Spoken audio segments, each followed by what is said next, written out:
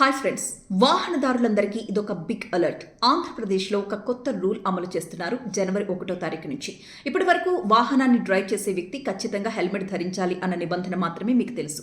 ఇకపై వాహనం వెనుకాల కూర్చునే వ్యక్తి కూడా ఖచ్చితంగా హెల్మెట్ ధరించి తీరాల్సిందే అంటోంది ఆంధ్రప్రదేశ్ ప్రభుత్వం. ఈ కొత్త రూల్ తెలియక ఈ 3 రోజుల నుంచి కూడా కొన్ని వేల మంది చలాన్ల బారిన పడ్డారు.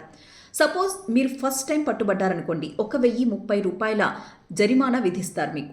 అదే మీరు తాగి డ్రైవ్ చేస్తూనో లేక ఏదైనా యాక్సిడెంట్ చేస్తేనో ఇలాంటి ప్రత్యేకమైన సందర్భాల్లో 3 నెలల పాటు తాత్కాలికంగా మీ లైసెన్స్ రద్దు అవుతుంది కూడా. అదే రెండోసారి పట్టుబడ్డారనుకోండి, 6 నెలల పాటు మీ లైసెన్స్ తాత్కాలికంగా రద్దయిపోతుంది విత్ జరిమానా. అదే మూడోసారి పట్టుబడితే మీ లైసెన్స్ శాశ్వతంగా రద్దు చేస్తారు.